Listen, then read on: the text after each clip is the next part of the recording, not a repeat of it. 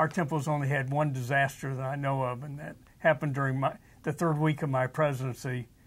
On Memorial Day of 1984, I got a call on Sunday morning from Rabbi Sherman saying, "You need to come meet me at the temple." This was 7 o'clock in the morning.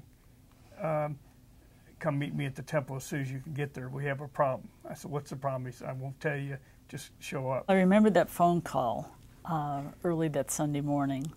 And, you know, it had been a rare week in Tulsa. I mean, it had just poured down rain. And then overnight we'd had 15 inches of rain, and the ground couldn't hold it any longer, and we actually had a 6-foot wall of water come across our property and deposit 2 feet of water in our sanctuary and water throughout the first floor of our building, and 12 feet of water in our basement where all our electrical and mechanical equipment were handled.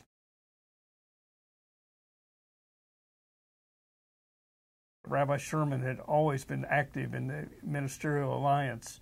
The ministers of Tulsa found out we had a flood, and they got up Sunday morning at their services and said, "Okay, everybody, when we finish here this morning, go home, eat lunch, change your clothes, get in your work clothes, and get over to Temple Israel. They need help."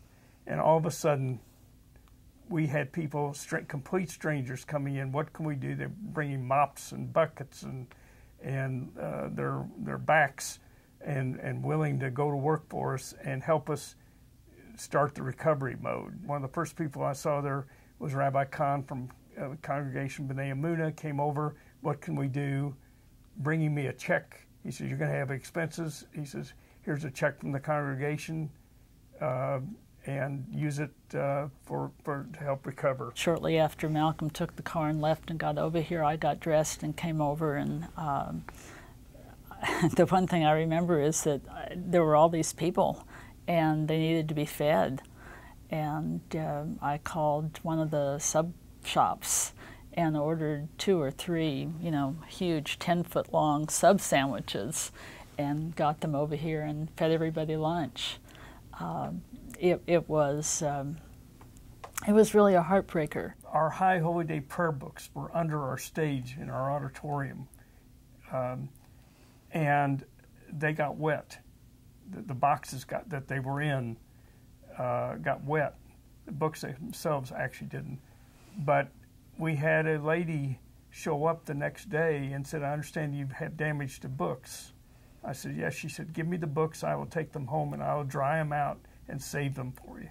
I said, "I can't do that." And this was not a congregant. This was just a complete stranger. I said, "I have about $30,000 worth of books here. I can't give these books to you."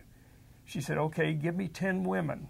When you get your electricity back on, give me 10 women with ironing boards and we'll save the books."